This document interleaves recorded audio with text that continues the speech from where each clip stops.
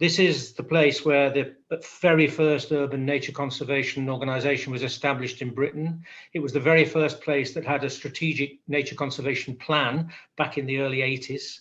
The Black Country Urban Forestry Unit was based here and went on to become a national institution. And so there is a really terrific history of green infrastructure of the West Midlands. And I think in the last year, we've seen many, many more people recognise how important nature on the doorstep is, not just in terms of access to wildlife, but in terms of air quality, healthy living, and a whole range of other things. So we've waited a long time for the environment to be high up on the political agenda. I do think this is that moment. So without more ado, I'll hand over. You can introduce yourself and introduce the candidates. Thank you so much, Chris, and good evening to everyone. My name's Emma Marsh. I'm the director for the RSPB in England and Chris's co-host for this evening, and I am joining you from my home in the east of this wonderful, currently very sunny region.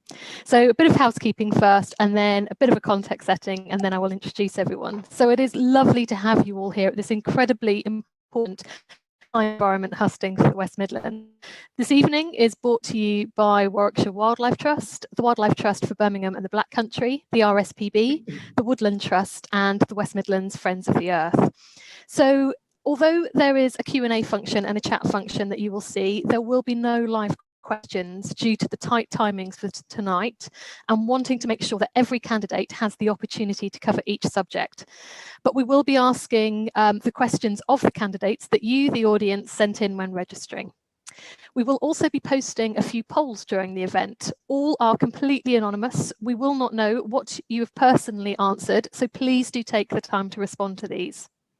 All candidates will have a maximum of 2 minutes per question. We'll go to each in a different order for each question, and they'll be kept to a strict time schedule, and they will be muted if they go beyond this. So thank you, candidates, for your understanding.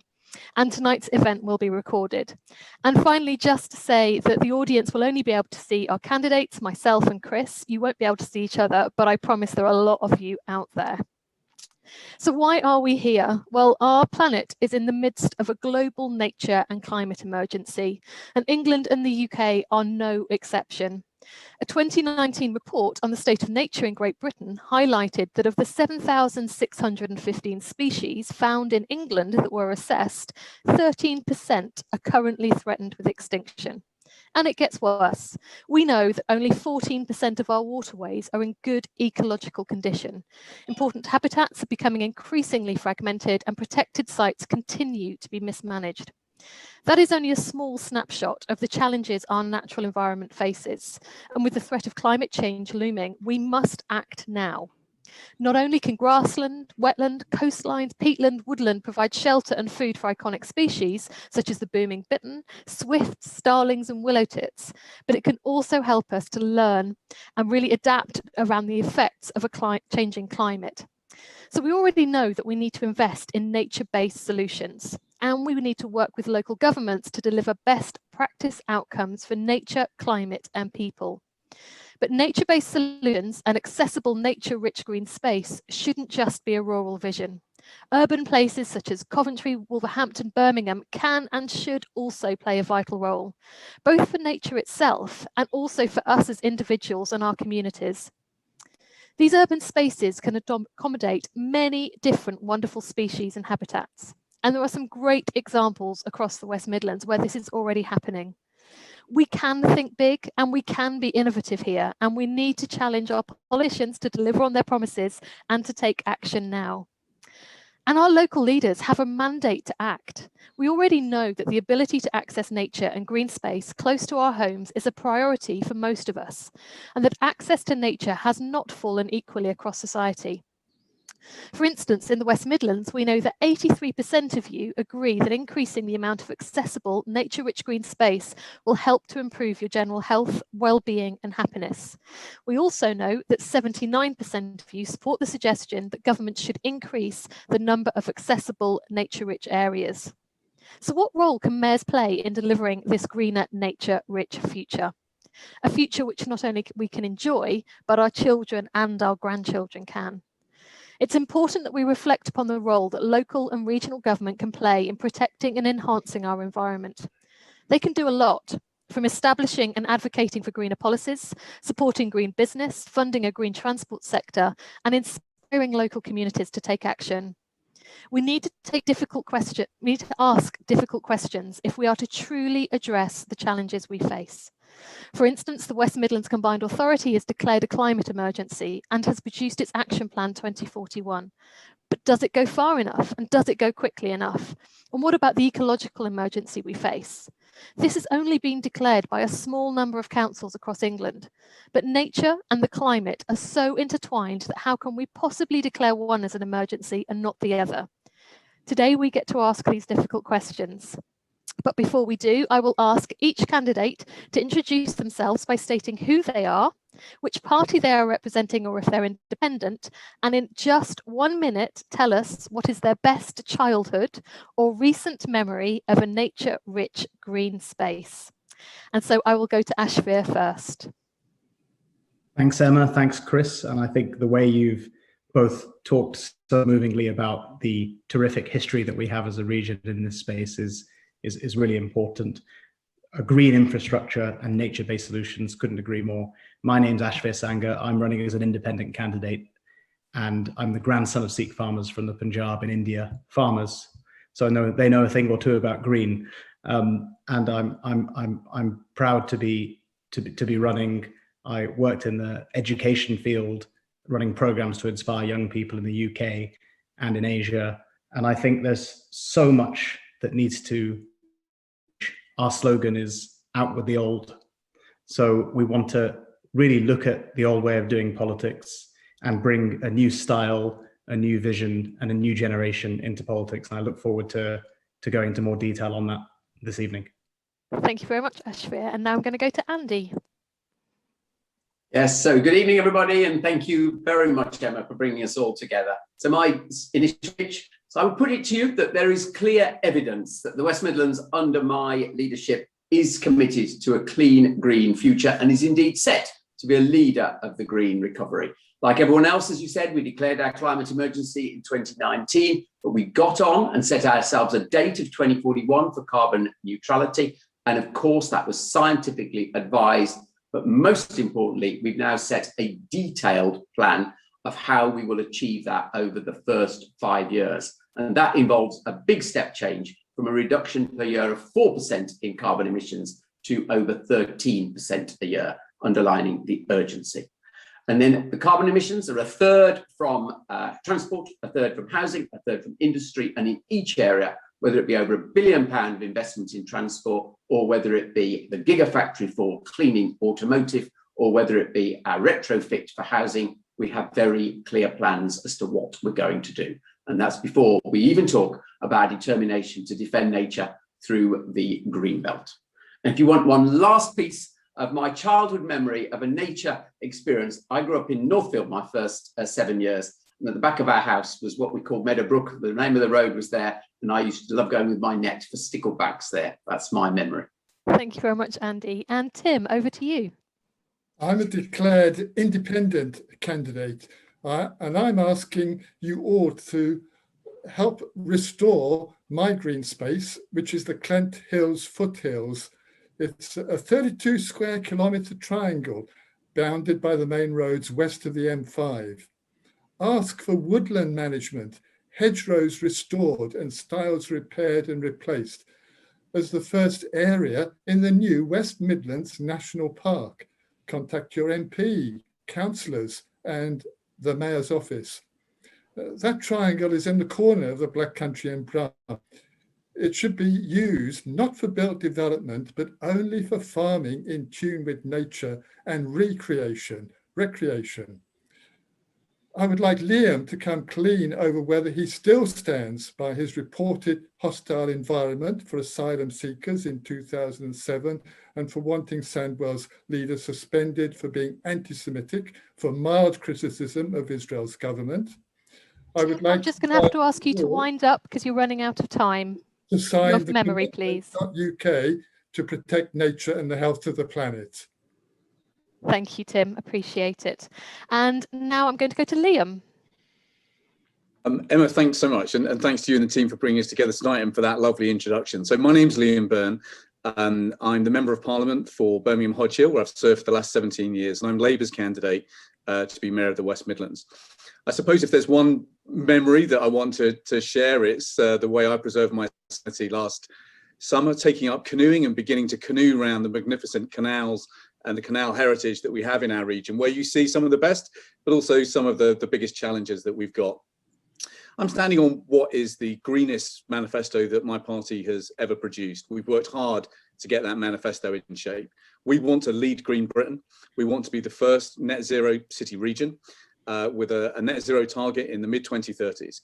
That means we've got to drive through an ambitious plan for active travel, for walking, for cycling, but we've also got to build the homes that we need in a way that preserves the spaces and places that we love. So making sure that we work together as a group of concerned citizens about the Charter for Nature, which we need to protect our nature, is something that I am absolutely committed to as well. Thank you, Liam. And I'm going to go to Jenny. Thank you, Emma, and thank you to you and Chris for your introduction. So I'm Jenny Wilkinson. I'm representing the Liberal Democrats.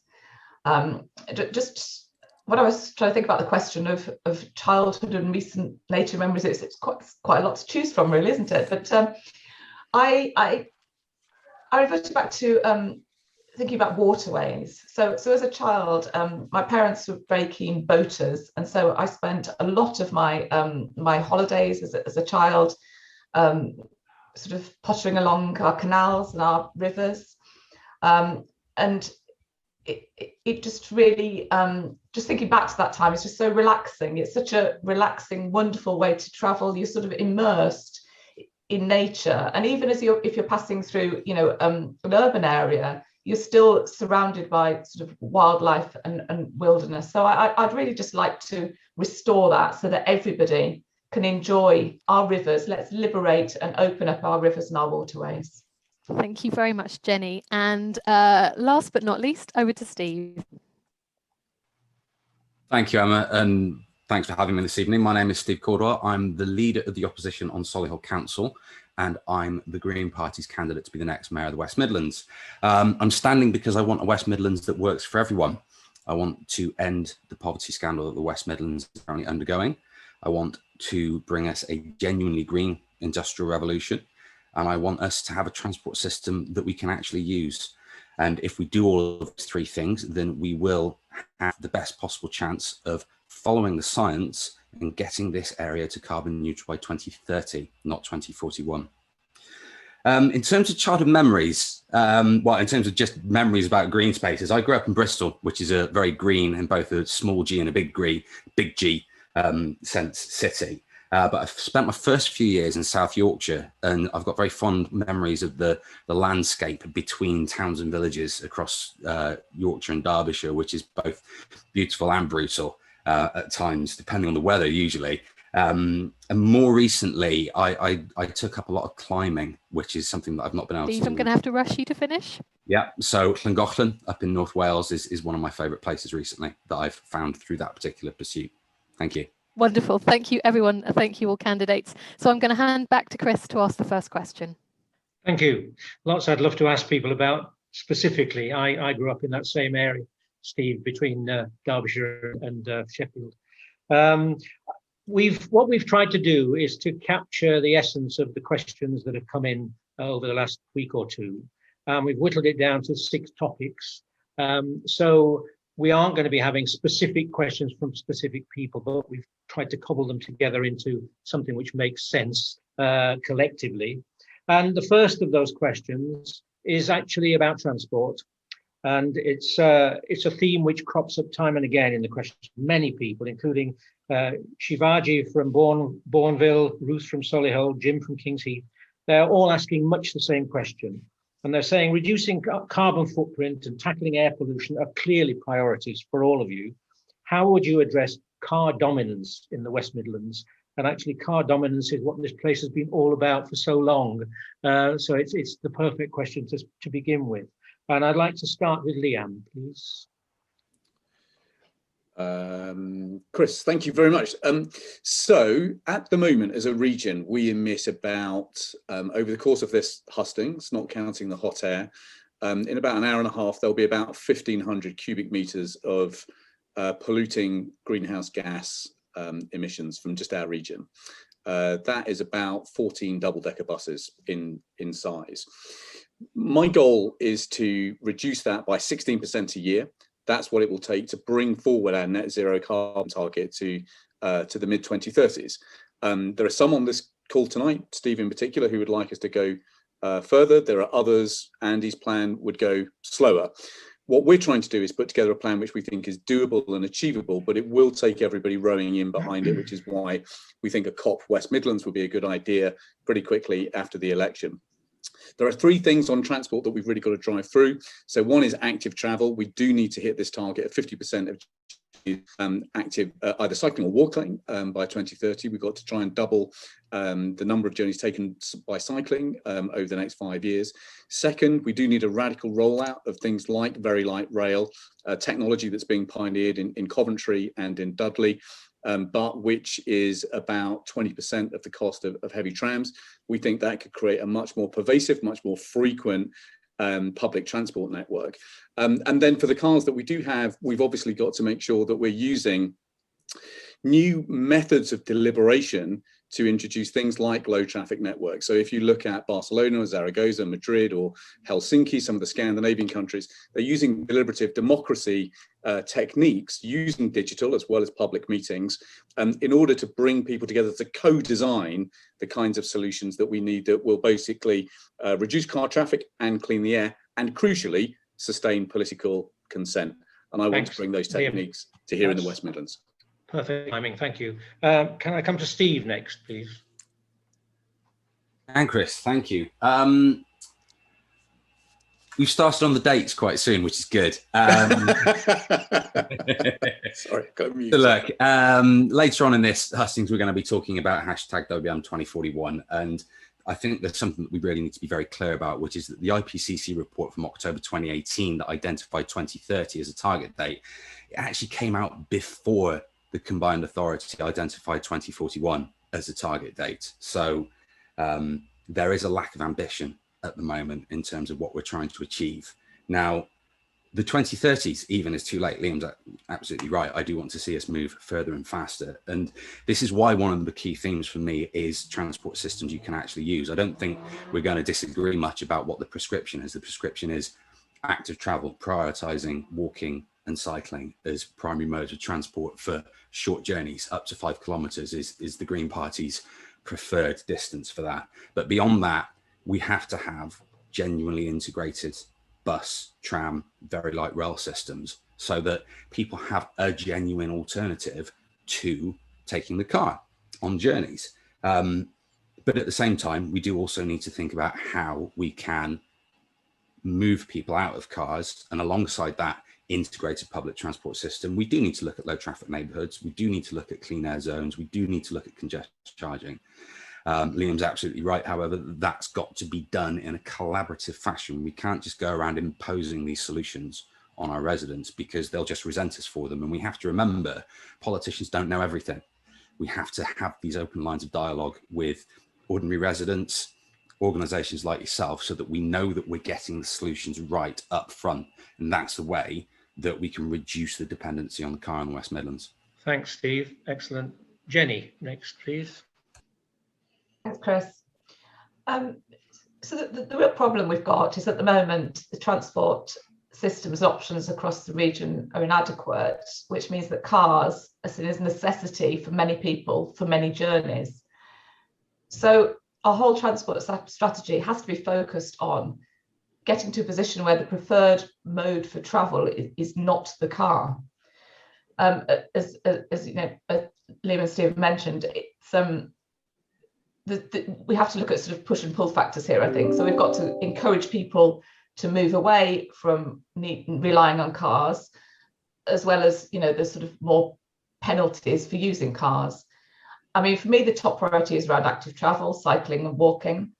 And that needs to be proper investment in infrastructure. So it's not just a question of shoehorning on a little bit of a cycle lane on a little bit of road. We've got to actually properly plan that across the region so it's connected and gets people where they want to go. Dedicated off-road cycle lanes. And we need to look at safety. One of the reasons a lot of people are put off cycling is the safety, whether they're, just alongside of a main road. We need to separate them from the transport. We need to reduce our speeds of our cars and actually make cycling and walking a realistic option for people. And also looking at our whole design of our neighbourhoods. 15-minute neighbourhoods is something I'm really keen on. So everything, most of people's day-to-day needs is met within a short distance of their homes. So active travel a priority. And then, of course, yes, public transport. We've got to have an integrated, green, sustainable public transport system that's both reliable, that's affordable, and that people feel safe to use. Where we do have cars, we need to move to electric vehicles. So electric charging points as well need to be a priority to introduce. But really having that system to get us away from cars. Thanks, Jenny. Andy Street, please. Yes, with pleasure. So I suspect we will all agree what needs to be done. The debate is who is doing it and who is capable of delivering it in the future. So let's just look at the record here. So it's all about investment in public transport. I'm going to give you two statistics. We currently have £1.1 billion committed to investment in public transport. And annually, this year, the year we're just finishing, it's 277 million. The year before I became mayor, it was £38 million.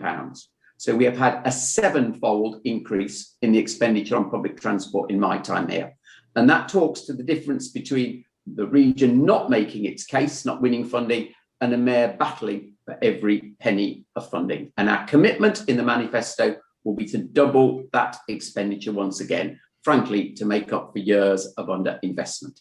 Some of the headlines, of course, reopening Beeching Cut railway lines, of course, extending our metro, which we're busy doing in 4 areas now, of course, improving our buses, which we're doing with rapid routes, and the diggers are in the ground with those, and of course, making all of our buses clean by 2021 and all electric in Coventry over the next 3 years. Then, of course, there's the hydrogen buses coming as well on the Walsall Road. We're thinking about technology like the buses on demand that we're trialling, the e-scooters, the e-bikes, and indeed the bike network.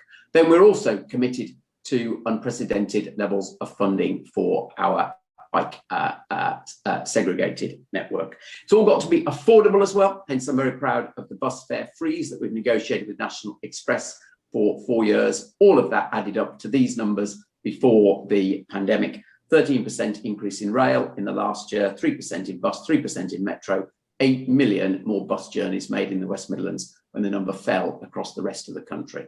That's backing public transport in action. Thanks, Andy. Tim Weller. You should not have to own a car to prosper in this country. That was said just a few days ago by the United States Secretary of Transport. I do own a car for car camping in Scotland when I'm tramping over the hills, but I'm getting increasingly guilty when using it. For decades, I've used my 4 bikes for different purposes, from fast cycle sportives to forest roads, mountain tracks and bridleways. When I am in Scotland, I'm now parking further away to then cycle for longer before I start the big walk. Lockdown for COVID has meant lockdown for climate too, with much less travelling and more walking for me, but not fast running that Mayor Andy is so good at. It's been wonderful exploring and walking local paths and helping to keep them open. Coming back to cars, from 14,000 miles by car and 6 trips to Scotland in 2019, last year brought only 1 trip and 6,000 miles in 2020. Now my carbon allowance is made up of car insurance, limiting me to an absolute maximum of 7,000 miles per year in future, and on fast roads voluntarily limiting myself to a maximum of 70 miles per hour, normally 65, to bring 70 miles per gallon. That is always my goal. Netherlands and Norway have a national speed limit of 62 miles per hour between daytime 6 and 7 in the evening. In Belgium and Switzerland, it's 75 miles per hour.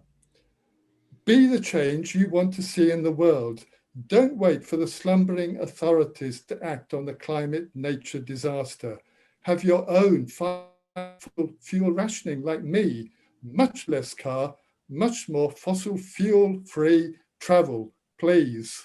Thanks, Tim. Thanks. And Ashford, finally.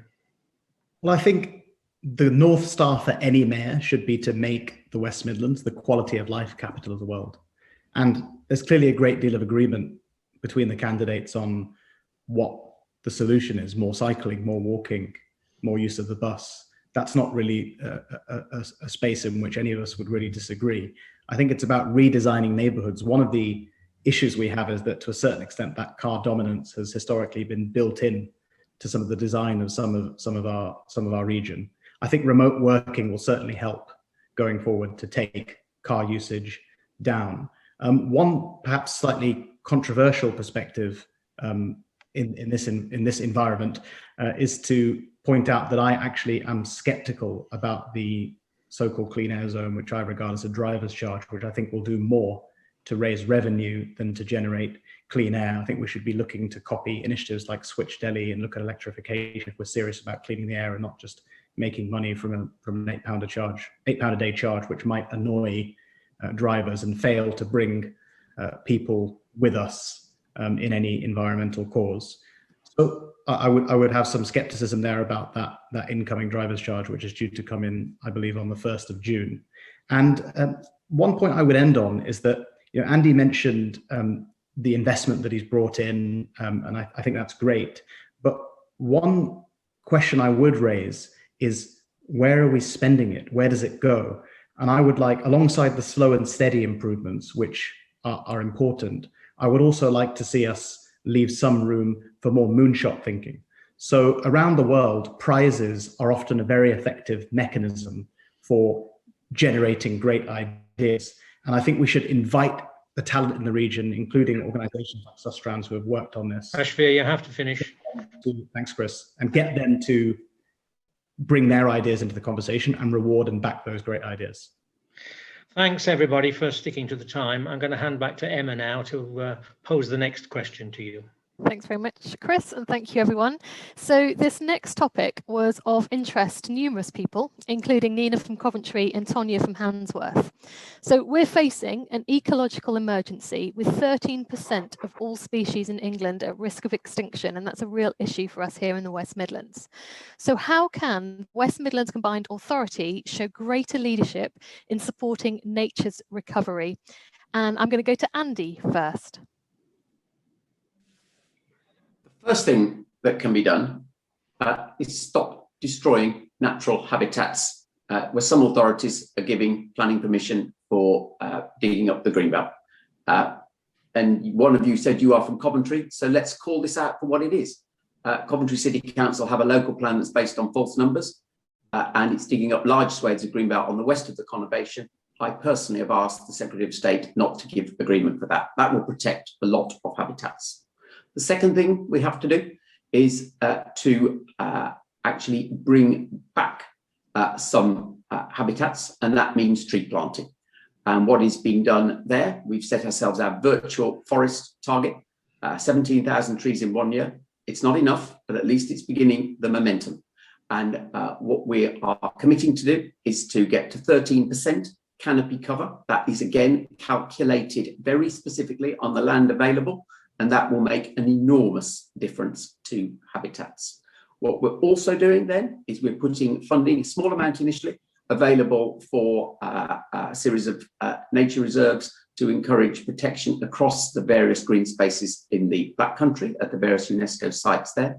And then what we are committing to as well is supporting the brilliant scheme Wildlife Ways, which was trialled in Solihull. That's bringing a lot of new habitats to perhaps unprepossessing places, actually, where you wouldn't think the habitat can be developed. That too will be in our manifesto commitment. So a number of practical opportunities to both protect the habitats we've got and then build new encourage new habitats. Thank you very much, Andy. And I'm going to go to Ashford next. Ashford, you're on mute, sorry. Am I live again? Okay, brilliant. Sorry about that. As Emma and Chris, as you both mentioned at the outset of this debate, we're blessed with some fantastic green infrastructure here in the West Midlands, and we should be doing all we can to preserve that green habitat. Three quite straightforward suggestions. Number one, build on Brownfield and not on Greenfield. It's something that Andy has championed quite rightly. The more of it, the better. And then also a little thought not only into, once we decide to build on Brownfield, also then thinking about what gets built and making sure that itself is also green. Number two, tree planting. There's a lot of work that's been done on trees as infrastructure. So I just retweeted something about it today. There's so many multiplier effects, so many butterfly benefits from investing in tree planting across all of our different spaces. And number three is more community owned and operated green spaces. So some of the co-hosts of this debate this evening, I would like to see them having the power and money themselves to preserve the green habitats, because they're frankly some of the people that most care about them and consider them most precious. So I think overall, that's the way we can preserve our green habitats best. Again, I think a point I would like to make again and again, the point I made throughout the campaign, is that a mayor should set the vision, that quality of life vision. But for me, it's all about inviting in the experts and the passion that we have in our region and getting people involved and reaching beyond that bubble. Thank you very much. And I'm now going to go to Liam. Thanks very much. So the questions are absolutely right. There is an ecological catastrophe ahead. We can see it beginning already, and time is now running out. So like many others, I believe that we should be building only on Brownfield first. I think Steve will tell us about some of the green belt developments that are underway in Solihull at the moment. And let me share with you what the Secretary of State, the Conservative Secretary of State, told Labour friends, Conservative Friends of India on a call. He said, "We also know that we will have to build on some greenfield sites as well if we want to meet our housing targets, which are very significant." Well, I think we should be opposing this plan and only building on brownfield sites in our region. My ambitions for canopy cover are different. I think we should be aiming at the gold standard, which is 25%. That's what we've set in Birmingham. We should be using that target, that aspiration, to make sure that we're replanting native species as well. I think we need to be thinking about how much of our green wedges and our green space, as well as our new forest and microforest cover, can actually be connected across the region in green walkways. And they very often can be bee corridors as well. But crucially, this needs to be underpinned by a charter for nature, which the citizens of the region actually agree, and where we can create cooperative innovation districts, where we can bring good citizens together to help deploy cooperative values, looking after green space, but also assets that we love in our community, which are a little bit run down and need bringing back into life. Then I think we should be doing that as well. So many of the ideas that we developed on our Cooperative Party task force, we think could make a significant difference, not simply to the preservation of our ecosystems here, but also to a much more, a stronger, more stable circular economy in our region too. We've tested this in Labour councils like Preston. We think we can make it work on the scale of the West Midlands too, to keep the public pound local, support businesses and support a better environment too. Thank you, Liam. And now I'm going to go to Steve. I'm not going to say Liam's read my mind, but I think the truth is actually, whether you're team red or you're team blue, I don't think you really get what's going on with the Greenbelt building. I mean, Andy's right to call out what's going on in Coventry, but I do have to mention that 16 out of the 18 sites in Solihull's local housing plan are in the Greenbelt. So the Brownfield first thing doesn't really work for me. I think there is a slightly more subtle argument than that, though, which is that there's a piece of land in North Solihull at the moment, which is earmarked for redevelopment. Now, that isn't Greenbelt, but it is absolutely teeming with natural wildlife because it had been left alone for 10 years. The site had been cleared, nothing's happened to it. So I think we need to be a little bit more careful. In some cases, Greenbelt actually is just, or the classification of Greenbelt is just used as a way to drive up property prices. And that's particularly the case in the southeast. So we need to be a little bit more nuanced and a little bit more subtle. For few people have spoken about canopy cover. I think one of the most important points with canopy cover is not so much how much, although that is obviously very important, but where. And for me, the degree of canopy cover provision needs to be an integral part of the planning process. And so that any new build, any regeneration needs to look at how nature is reintroduced into it as an integral part of its planning decisions. I'd like to see a much bigger drive towards sustainable agriculture, both in the West Midlands and more widely, I should say, because some intensive farming practices can be really damaging to our natural habitats. And finally, I would make landscape restoration one of the key measures of the combined authorities' performance. I think that can be quite easily measured, and it should be published and made widely available on the website, how well we're doing against the targets that we decide to set. Thank you very much, Steve. And over to Tim next. For nature's recovery, you must sign the commitment.uk, the pledge for all politicians to work for a healthier planet and for a richer natural world. In my opinion, there must be cutbacks of our own over-rich, over-greedy, over-consumption to leave something decent and habitable for our descendants.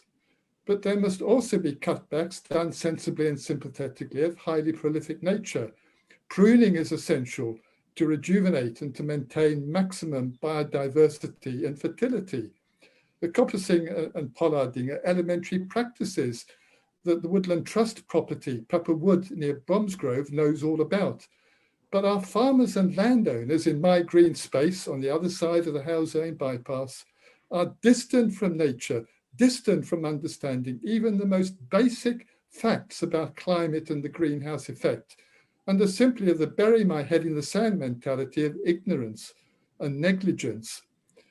We all, even in our gardens, must rediscover how to farm and garden in tune with nature and the powers of the earth to support life. Here's a wonderful quote to end. Either we get our populations and activities into harmony with the powers of the earth to support life, or collapsing ecosystems or life support systems will do the job for us. And that I got from a very early Green Party manifesto of 40 years ago, but it says it all in 31 words. Thank you, Tim. And now I'm going to Jenny. Thanks, Emma. I think fundamentally we need to change our mindset about how we think about nature, and the environment and the natural world should be taken into consideration in all decisions that the combined authority and the councils are making, so that it's there in our minds all this time. And the Mayor can really take a lead on driving that approach and that strategy. In terms of specific actions, I think similar to what I was saying on sort of cycling and walking and having that sort of plan for the region, I think the same is true of our nature. And we should be looking across our whole region, actually having a plan of where we can build in nature and where we can increase access to the natural environment, building a network of natural corridors across the whole of our region. So using our waterways as part of that, you know, as I was mentioning in my introduction, enhancing our waterways and bringing those to the fore so that we can actually benefit from the sort of ecological impact that brings to us all, that access to nature. I think inspiring and promoting community groups to bring nature into their local areas is really good, and it adds that mental health benefit as well. So if we bring local residents and local community groups, charities and voluntary organisations all together to actually make small pockets of nature within our towns and cities across the whole region. And again, you know, I echo what everyone else is saying, tree cover is an important part of that. And whenever we're planning developments, whenever we're doing developments, we need to look at what is the impact on nature, do proper ecological assessments in the first place of what is there, and how can we enhance that, and how can we bring that into all the planning, all the development that we're doing. Thank you very much, Jenny. So I'm now going to hand back over to Chris for the next question. Thank you very much. Well, the next question is about the green economy. which is on everybody's lips suddenly, which is reassuring, I guess. We had lots of questions around this topic. Mark from Stourbridge, Marie from Halesville, and Hannah from Birmingham. And essentially what they want to know from each of the candidates is how you see the relationship between investment in a green economy and the health and vitality of the wider economy of the West Midlands. And I'd like to start, please, with Tim. For me, a green economy is all about spending as little as possible, living as simply as possible, but being as generous as possible towards other nations and other members of my own society. The Bible has in Paul's letter to the Corinthians, from each according to his/her ability, to each according to his/her need. This is basic humanity, of being sociable, of what socialism is exactly all about, in line with the JC of Nazareth and the JC of Islington North. Those two men recognize that we are all part of humanity, that must come first, but that we are also part of nature too. If we can't live in harmony with both, we really are in big trouble. COVID shows we are not living in harmony with the animal kingdom, but encroaching onto their domain for our own ends. That is also pretty basic stuff we have yet to learn. Every field in my green space is needed as part of the national effort to feed humans directly before feeding animals to feed humans. Farming in tune with nature is essential, and farming using fewer finite fossil fuels too. They will run out. I would have thought severe shortages by the end of this century. So have more people working on the land and fewer fields for horses and more for food. Reverse horticulture. In this way, we slow the climate nature crisis and slow the rot. And Chris Packham, that wonderful man, calls it the natural health service. Exactly. Packham has it right every time. Thank you, Tim. Steve? Thanks, Chris. I'm surprised I'm going to say this. I totally disagree with Tim. I think we need to invest much, much more in our economy, not choke it out. I don't buy this contractionist approach that says that we have to limit what we do and do less, and that doesn't work for me. That's not what human beings are. What we need to do is do very differently and have a very clear vision about what the next 10 years needs to look like. And for me, that means making the West Midlands the heart of the green powerhouse that can deliver solutions for the rest of the world, for the rest of the country and beyond.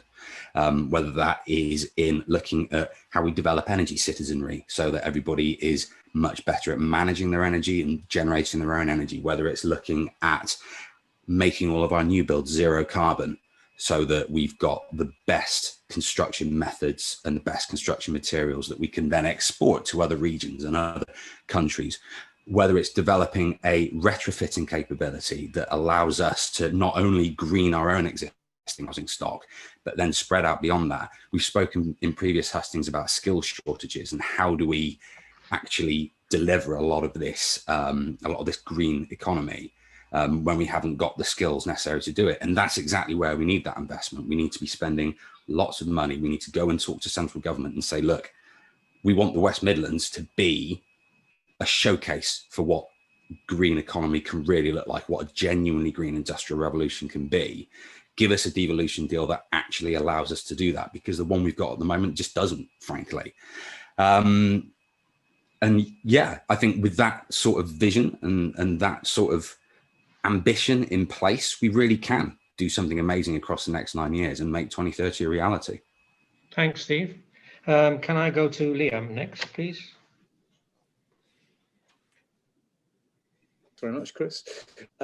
So I too think we need to start investing in the right things and stop investing in the wrong things, which is why I think that we should be urging, for example, the West Midlands Pension Fund to divest from fossil fuel investments along, frankly, with everybody else. I want to lead Green Britain. I want our region, the home of the Industrial Revolution, to now lead the Green Industrial Revolution. Once we were the workshop of the world, I want us to be the green workshop of the world in this century. That's why I want us for the first net zero carbon city region in the UK. because I think that is also not just the right thing to do, it's also one of the ways in which we help safeguard and secure the 200,000 green collar jobs that could be ours by 2030. The government's got a target of 2 million. We're at least 10% of the UK's workforce. Let's go for it. Let's go for creating those 200,000 jobs here in our region. Now, our distinctive contribution is to make the things that the world needs to go green. You know, that's what we do in this region. If you can draw it, we can make it, as they say. So that means we need to be rolling out green industry zones to help our industry decarbonise. Second, we do need to get hold of a green devolution deal from government so that we can set about building net zero carbon homes, but also retrofitting. We can do it much better than, frankly, they can in Westminster. But finally, we do need to maximise the power of the circular economy. I'd like to triple the co-op sector in our region. I want to take the community building approach that's been pioneered in places like Preston and roll it out at the scale of the West Midlands economy with an Office of Community Wealth Building or something to support the public sector in doing that. And that's why ideas like cooperative innovation zones could be a really good way of just building on the business innovation district idea, but building people together to look at how we can actually build those circular economies in a way that actually creates jobs for people locally. But the final point is all of this has got to be done bottom up. So we will need a kind of economic justice commission to make sure that we've got just transition at the absolute guiding principle, but we need massive citizen engagement in that. Thank you. Jenny, next. Yeah, I don't see a conflict between investment in the green economy and the health of the economy in the West Midlands. I think those two things work together. And I think by pursuing our green ambitions for our economy, that's growth for us. That grows the whole wider economy for us. So there's so much that we need to do, and developing that green industry, investing in the jobs and training programs that go with that. They're fundamental to the future of our region, and it's a real great opportunity for us to provide employment, you know, across the environmental sector and really invest in jobs and training for those green professionals that we need. There's so much to look at. So, you know, generating green energy in the region, our own energy networks, that provides, you know, jobs and work. The whole exercise of retrofitting all our housing stock, which is in terms of both insulation and also changing the heating systems as well. Massive investment needed there. Building new homes, passive house standards. So there's you know, jobs and opportunities there. Our transport, so developing all the new technologies that we need for our sustainable transport. So all of this is, you know, huge opportunities for our businesses across the region and for people to work in those sectors. So I think it's just a great growth area for us. And in terms of small businesses, you know, I think we can really look to encourage innovation and target funding, particularly towards those businesses that are looking at doing something new and doing things differently. So let's really invest in the green economy and get behind this. Thanks, Jenny. Ashford. Thanks, Chris. Birmingham and the West Midlands is going through a very tough time at the moment, but with the right decisions and with the right leadership, we will bounce back. And key to that is the green economy. And I think there's two key elements to it. There's investment and there's great ideas. So on the investment side, we should point out the elephant in the room here. The UK is run from London. They make the big decisions, they control the purse strings, and frankly, the rest of the country, our mayors and local leaders are sort of stood holding a begging bowl and saying, you know, please, London, can we have some more? And one of the great mysteries is why even mayors like Andy, who have a sort of direct dial, have not been given what local leaders deserve, in my opinion. So the key part there is investment, and ultimately we need to see a resetting, we need to see tax retention, we need to see a fundamental reset of that balance between London and West Midlands so that we actually have the investment and the freedom to make that investment without the purse strings being held very, very tightly by London on a sort of project by project basis.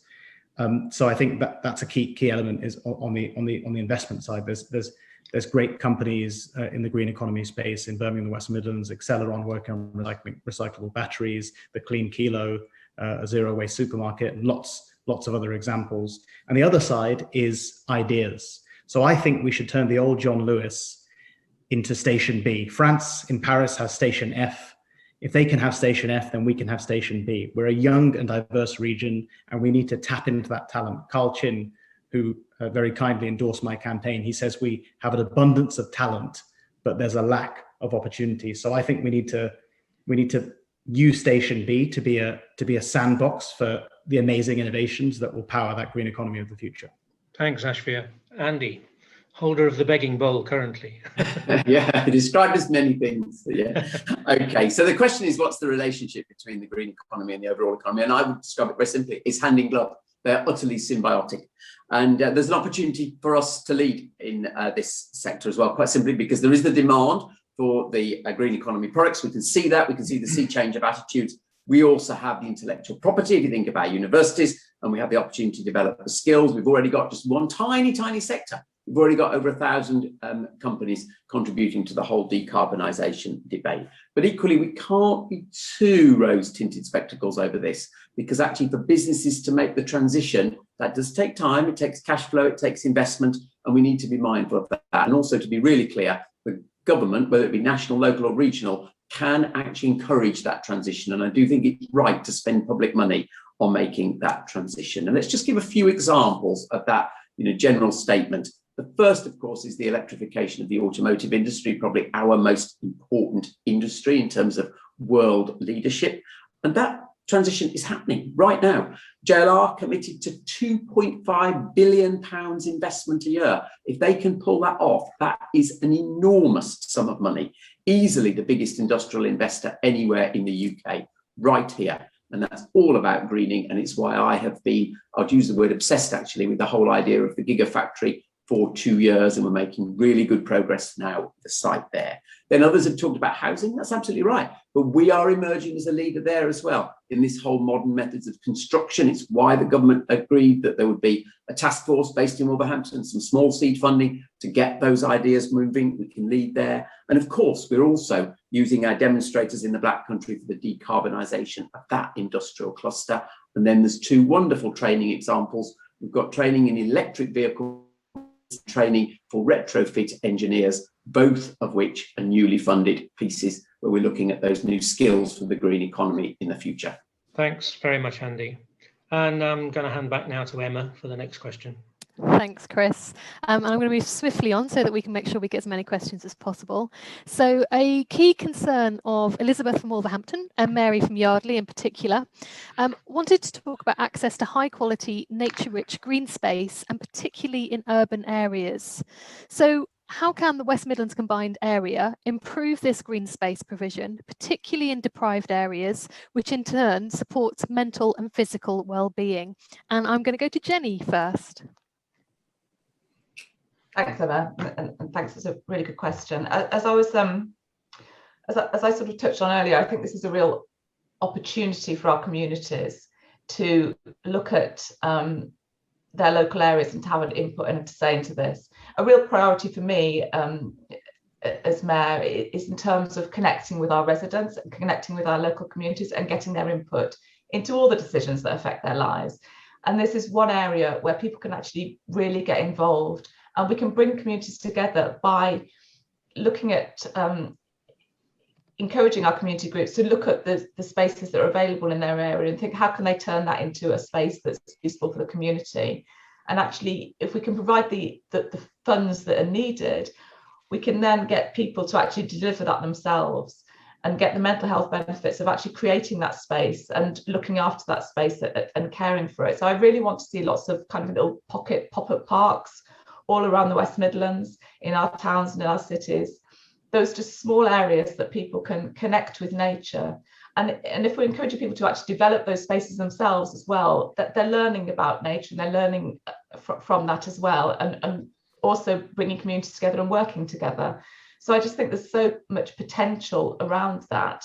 And it's absolutely right that the most deprived areas and communities are the people, without access to gardens, without access to green spaces, without the sort of high quality natural environments. So we need to really look at how we build in nature everywhere on all our little streets, on all our little street corners. Let's find those little small spaces and help people to develop those and provide that access to green space for everyone. Thanks, Jenny. And going straight over to Ashford. I think another sort of step back moment for me is that when we first had the election for a West Midlands mayor back in 2017, of the roughly 2 million voters that there are in the West Midlands, nearly 1.5 million didn't bother to vote. So if that's the starting point, there's clearly a disconnect. For lots and lots of people in our region, they're not looking to politics to improve their quality of life. They don't resonate with it. They don't feel that it's making a difference. And that's a big reason why they don't bother to vote. So if we can provide, to use the phrase Chris used at the beginning of the debate, if we can provide green infrastructure in a micro-local way, I think that's a great visible way for people to connect the mayor's office to a direct daily improvement in their life.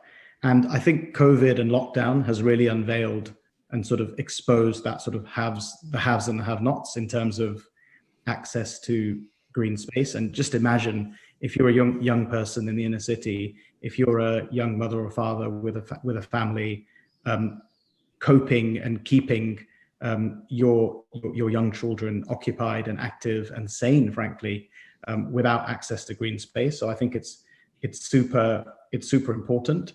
And my background in education has made me aware of something called Green School. So this was a school that was set up originally in Bali and has now expanded to New Zealand. This engages young people directly in nature through their school curriculum. Why not have some green schools and green nurseries here in the West Midlands? I think that would be fantastic. And something I've called for is for a ban on six-figure salaries in the mayor's office. And I would like to see anything that was above 99K being reallocated to a mayor's community partnership fund, which would go to backing local delivery partners, local doers, Time's up, Ashford. Communities on the ground to create these kinds of spaces. Thank you very much. And I'm going to go to Andy now. Yes, thank you very much indeed, Emma. It's a brilliant question and it's very topical given what we've learned in the pandemic, so thank you. So the first answer is defend what we've got. I'm not going to go back to the green belt, we've done justice to that, but green spaces as well must be protected.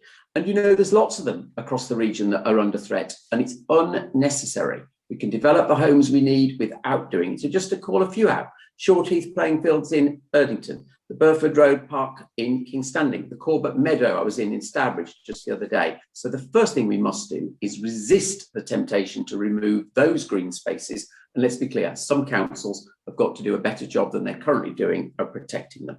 We've got to look where we can introduce new pocket parks in development.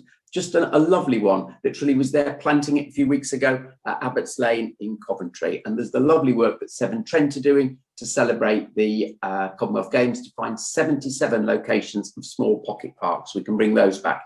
And then we can play a small role encouraging communities. We've just set up our community green grants. The whole idea is to encourage local groups in perhaps the toughest neighbourhoods to actually bring that back.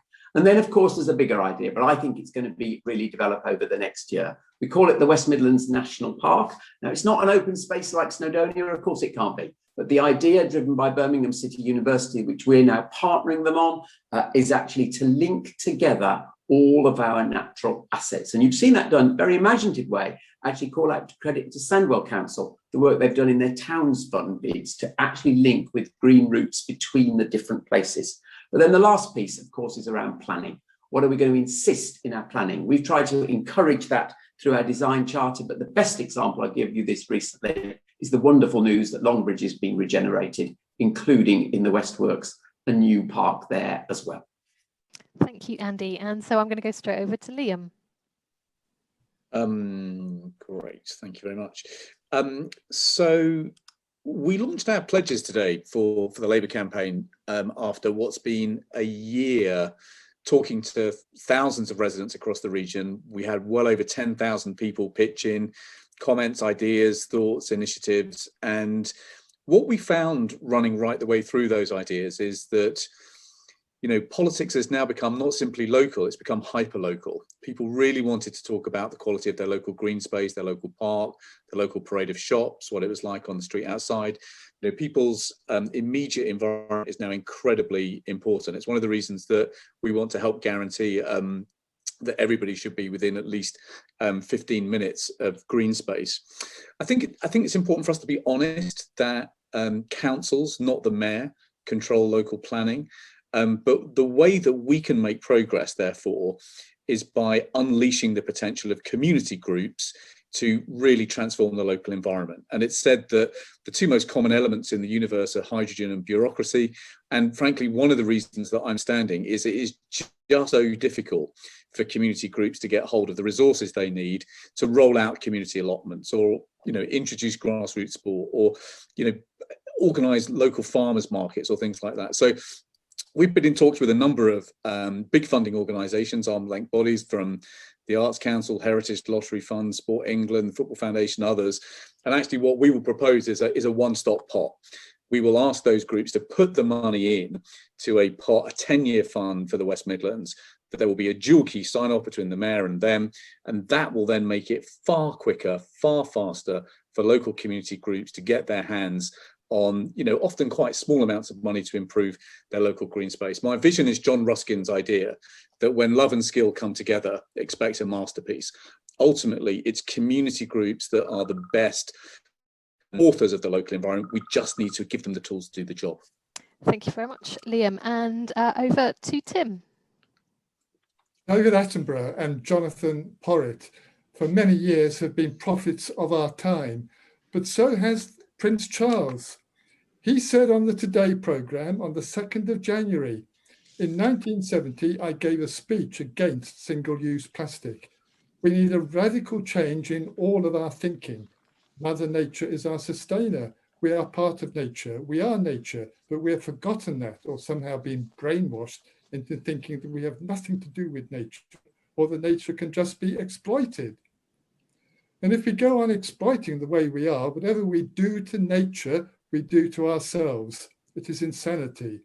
So well said, the Prince of Wales. My green space.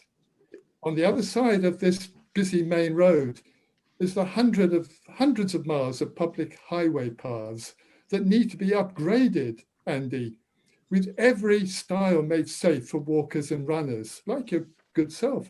Far too many paths are muddy in wet weather, and far too many styles in the 32 square kilometre Clent Hills Regional Park is in need of replacement or repair. As we get older and find it more difficult to climb styles, as I am finding, we need self-closing gates, not styles.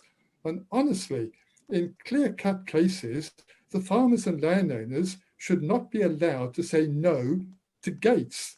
The councils and the combined authority must work with the farmers and landowners to get them up to standard. Funds must be used to incentivise them, unless, of course, the government is already giving them the funds that they are not using for this work. Thank you, Tim. And finally, Steve. Thanks, Emma. In a way, for me, this sort of follows on from the previous question about economy, actually, because one of the things that we need to think about when we speak about economy and when we speak about our environment is actually, how do we want an economy to form? Do we want to measure it in terms of its growth and its GDP, or do we want to measure it in terms of thriving and prosperity? And there's a really excellent piece of work by someone called Kate Rayworth, who I imagine a lot of people have heard about, called the circular economy, where instead of just thinking about how we generate more and more income, we actually think about what can we achieve within the confines of the natural environment. And it leads us to start thinking about how we do business in a very different way. And that, for me, leads into then, how do we organize our built environment? How do we organize our natural environment to give ourselves more of these nature-rich green spaces? And for me, that's big part of what the mayor has to do, is to champion that change of focus, that change of vision, away from one that is just all about growth and GDP, and into a more holistic view of what the West Midlands is.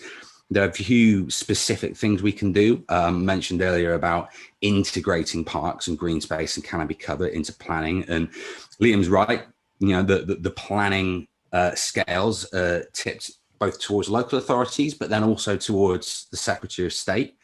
We might talk about the decision in Birmingham a bit later and what it means for the Borsley Court project if we do a bit more about transport. But I think looking at what role the combined authority could play in planning would be really useful.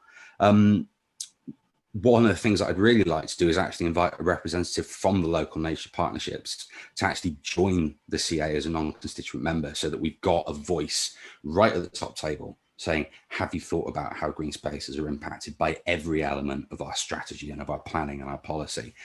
And we need to remember the concomitant benefits that green spaces can bring. Number one, the mental health benefits. We know that £1 invested is as much as £30 saved. I'm going to have to ask you to sum up very quickly. Yeah, no problem. I think I'm just about done there. But the other great thing is that if we do make the West Midlands greener and fairer, it's going to keep more of our young people here and save them from the diaspora, which will help us with our skills base in the future as well.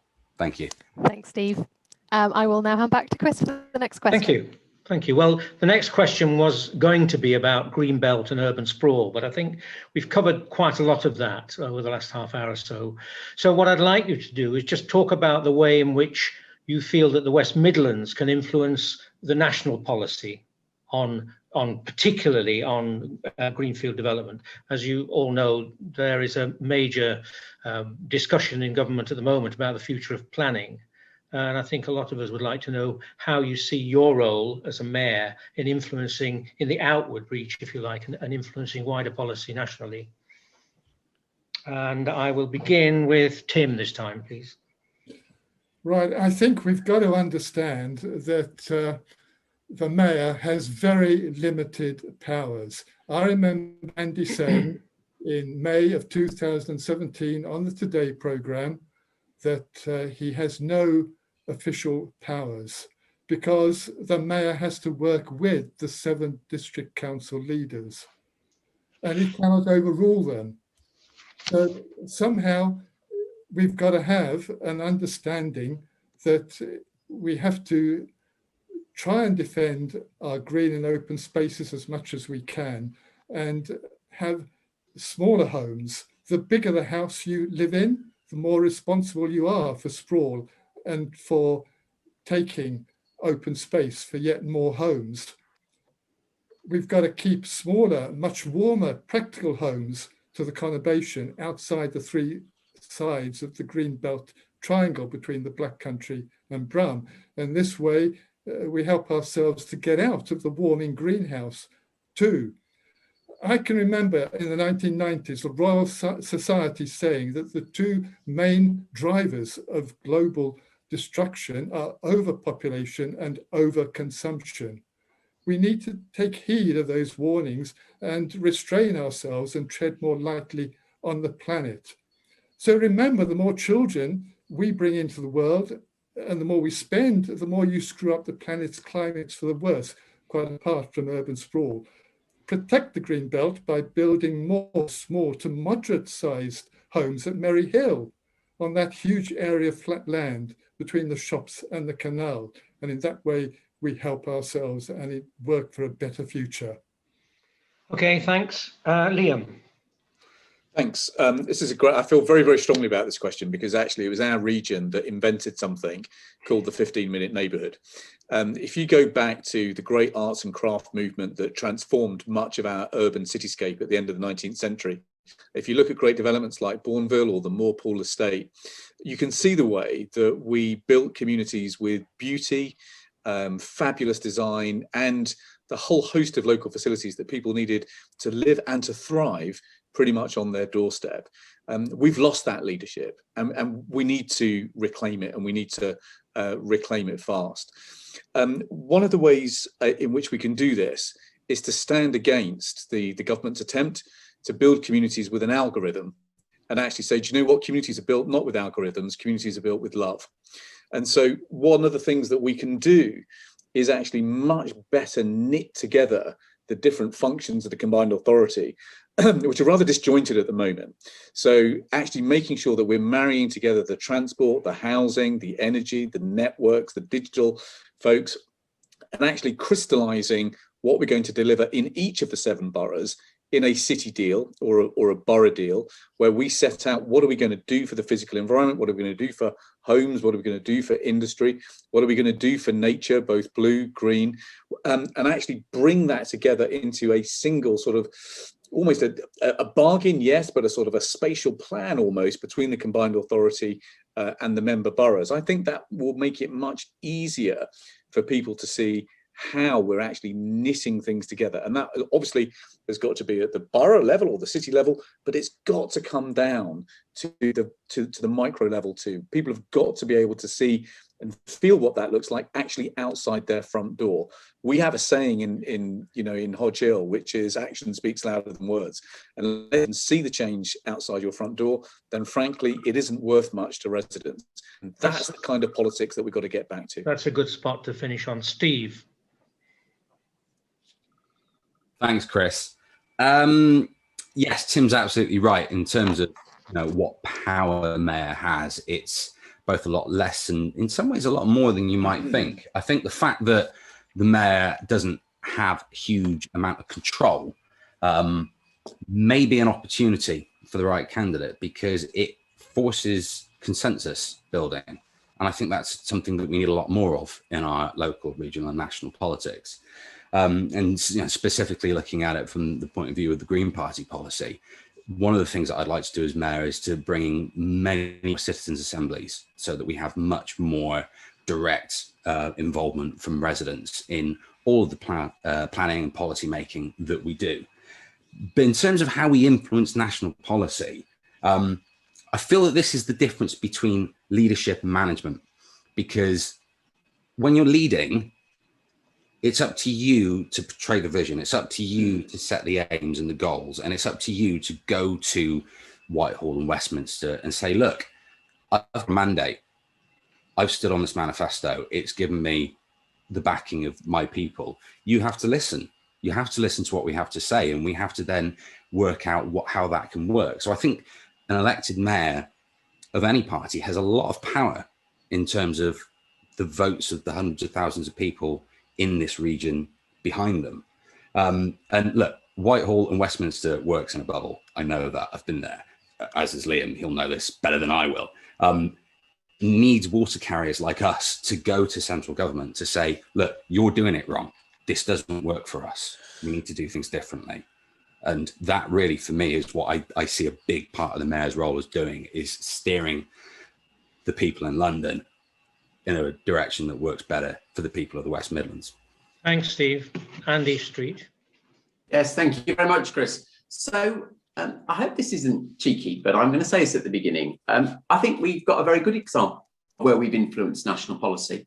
And the fact that, Chris, you went straight over the Greenbelt Brownfield question is, I think, indicative of it, actually. And because we've actually got to agreement that that's what I can promise you, 4 years ago, that wasn't the case. 4 years ago, we had this debate on the back of the urban development extension in Sutton Coldfield. So we've already influenced policy in that way, and we brought in £450 million to make that policy happen. And the fact that the government is now putting cash on the table for that is illustrative of that. And it is actually an example of what Steve has just been talking about, to go to say, I'm going to do this, come what may, you support me. And that's what we've done. There's also a big point in national housing policy about making sure government funding moves away from an over-concentration on the southeast. This is a long-standing issue. There can be, their money goes further, frankly, in the southeast. The affordability ratio is tougher. We've got to continue to make the case for investment here. Big point. Then, of course, there's real issues around the planning review. And I want to call out two things. The first, and this is what lies behind the situation in Coventry, where the projected housing need is off target and the plan is no longer valid, it must be revisited. Coventry City Council are proceeding with their Greenbelt destruction despite knowing those homes are no longer needed. And when the ONS, Office for National Statistics, change their calculations, there must be a change in policy. And then the last point is, we've got to press in the planning reforms for much stronger Greenbelt defence. The definition Greenbelt does not actually necessarily defend against a developer's permission. And that also needs to change, and particularly it needs to change in the Merredin Gap. Thank you very much, Andy. Jenny. I think an important role for the mayor, a fundamental role, is to stand up for the region, and it's to stand up for the West Midlands and make sure we get listened to. So it's fundamental that we have a mayor that actually speaks to the people of the West Midlands and is a voice for the people of the West Midlands. And I think in terms of lobbying and trying to influence policy in Westminster, that's fundamentally important. When it comes to green policies, the current government, they make the right noises about responding to the climate emergency, but that's not being followed through with meaningful action. And the plans that they're putting in place just are simply completely inadequate for the challenge that's ahead of us. We need to be moving quickly. We need to be actually putting money into this and taking it seriously. I mean, just look at the fiasco we're seeing with the Green Homes grant and what's gone on with that. They bought in this thing, didn't communicate it, didn't put the investment in it, didn't give it sort of a long-term opportunity for the businesses to be set up, didn't then pay businesses, so they're going out of business. So it's, it was just set up wrongly and deliverably. So they have to be really challenged on what they're doing. They're not spending enough money on green issues. They've pledged around, I think it's about 12 billion. Look at Germany and France have between them pledged 63 billion to tackle green issues. So we've got to spend money on that, not the 27 billion we're spending on road building and developing our roads. We've got to push central government to really prioritise this and deliver the green investment that we need in the West Midlands and across the whole country. Thanks, Jenny. And Ashford, finally. Thanks, Chris. I think the sort of secret sauce, the magical superpower of any mayor is the convening power.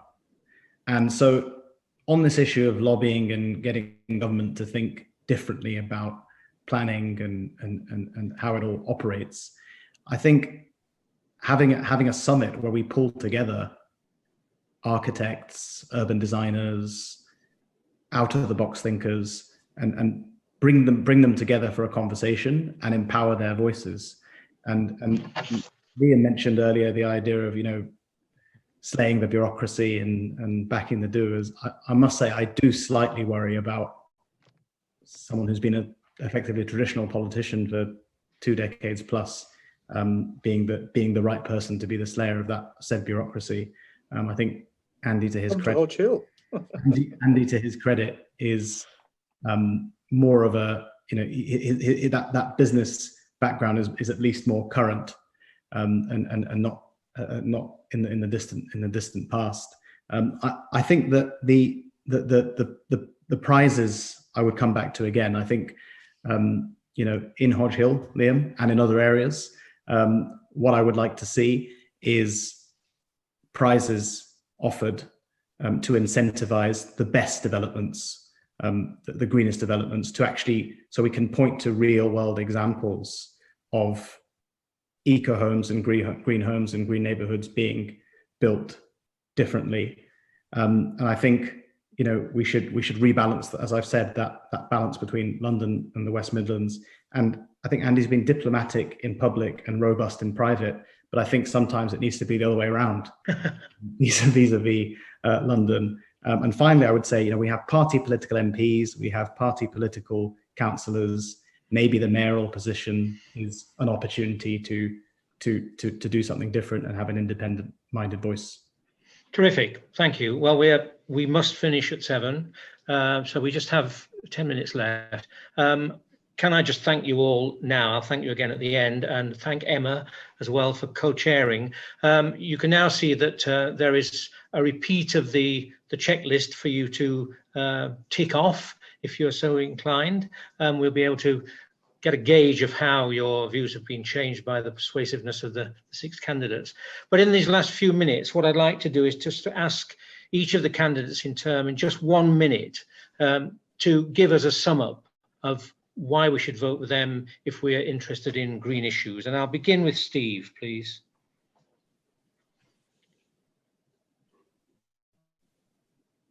You're on mute, Steve. Steve? Oh, Beg your pardon. it's okay, I can't see you. Because You think I'd have learnt this by now after a year of doing Zoom meetings, wouldn't you? But we can all get it wrong sometimes.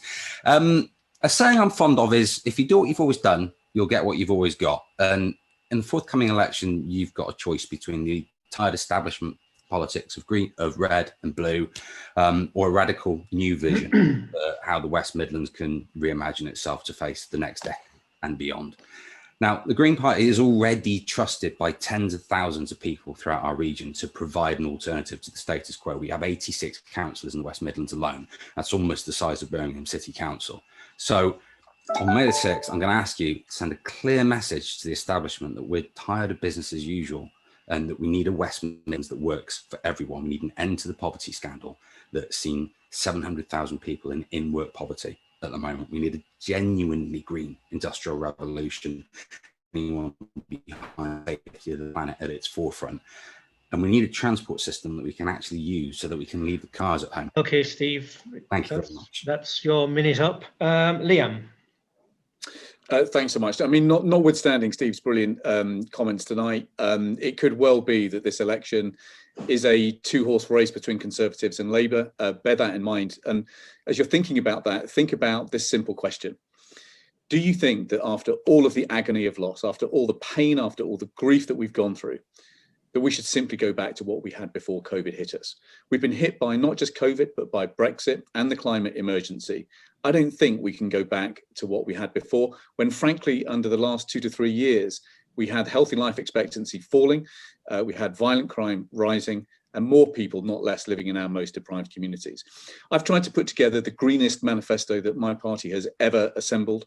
We've tried to do that from the bottom up, but crucially, it's a manifesto for us to be a green leader again and become the first net zero carbon region in Britain. If you think that's worth a vote, then please make sure that one of your votes is for Labour. Thanks very much, Liam. Ashford? Thanks very much, Chris. I mean, Birmingham and the West Midlands, as I've already said, is facing very tough times. But with the right leadership and with the right decisions, we will bounce back. Liam earlier, quite reasonably pushed back on my comments about traditional politicians, such as himself, and said to come to Hodge Hill. I think sometimes the challenge is that even if existing players reinvent themselves, sometimes the only way you can bring about real change is to put new voices into positions going forward. So I think I've talked about the need to reinvent the role. I've talked about some of the ways that we can recover rapidly. I've talked about the need to rebalance the dynamic between London and the West Midlands. I think we need to set our sights on becoming the quality of life capital of the world. And I think the way we do that is with a new style, a new vision, and a new generation. Thank you, Ashford. Jenny. Our world is on fire. The air we breathe is toxic, and we're facing a catastrophic loss of biodiversity. Our planet is being irreparably damaged, and we are responsible.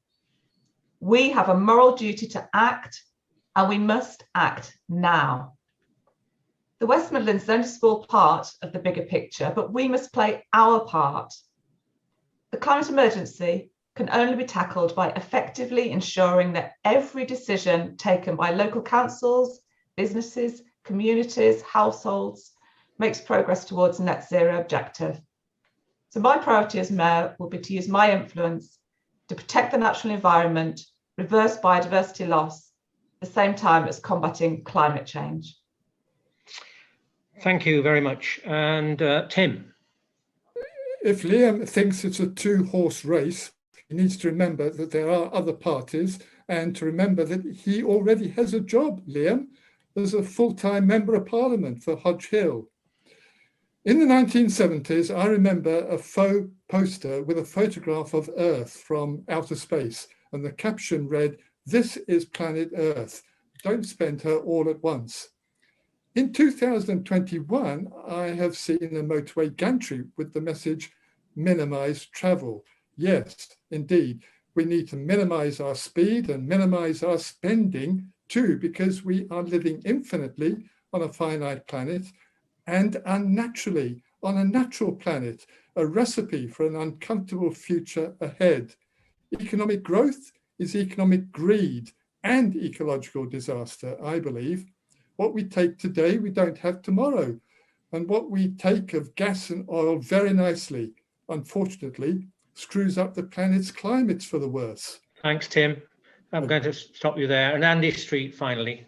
Yes, thank you very much indeed, Chris. So I'd simply say to anyone who cares about the agenda that we've been discussing tonight that I believe that I am the candidate who combines the practical evidence of delivery with the ambition to lead this region in this respect. And above all else, you can be confident that I will do what I say I will do. There is clear evidence of that in the transport area. We've talked about that. And of course, in defending the green belt and green spaces whilst building the new homes that we need. Above all else, we've developed our plan. I'm sure it can be improved. I'm sure it can be shaped, and it will be going forward. But it's definitely better developed than any other combined authority in the country. And I feel very proud of that. And I feel confident that we've built the relationships to be able to deliver this agenda. And above all else, I am a business person by background who gets stuff done. And that's my commitment. Thank you very much. That concludes the presentations from the candidates. And I have the results, which I think probably the simplest thing is to interpret these on the chat line, because I'm looking at one set of results and I'm finding it difficult to interpret. So I'm going to leave that for somebody else to sort out because I'm very conscious that we've got 3 or 4 minutes. We've had over 100 people tuning in, which is terrific. One of the great bonuses of Zoom, I think, is that people who would not have got to a public meeting have been able to listen to the candidates. I'm very struck by just the thought that had we had this debate or these presentations even 10 years ago, probably half the candidates wouldn't have turned up and probably we would have been dismissed as marginal. It's been very gratifying to actually hear how all 6 of the candidates have real depth in their knowledge and their concern and their thoughts about the future prospects of the West Midlands in the context of its environment and quality of life. So for me, that's been extremely satisfying. And the other thing that's very interesting with this kind of occasion, and now in this format, is that you can carefully watch the response of all other 5 candidates to the one that's speaking, which is not always very easy in a public meeting hall. And I think one of the real values of this evening, I would like to think, is that you've all heard one another. And there are things that you will have heard and learned from one another, which might inform you both in the run-up to the election and subsequently. I'd like to thank Chris Crean from Friends of the Earth, who's really orchestrated all of this, but also the RSPB, the Wildlife Trust, the Woodland Trust. It's been a terrific evening, and I'm really grateful to everyone who's been involved. All I would say is that 25% turnout in the election is appalling, and the most important thing is that you persuade your neighbours, your friends, your fellow travellers to get out there and vote on the day. And if they vote for these kinds of policies that you've been listening to this evening, then I think the West Midlands will be an even better place to live in the future. Thanks very much indeed, and enjoy the rest of your evening. Thanks so much, Thank everyone. you. Bye-bye. Thanks, everyone. Goodbye.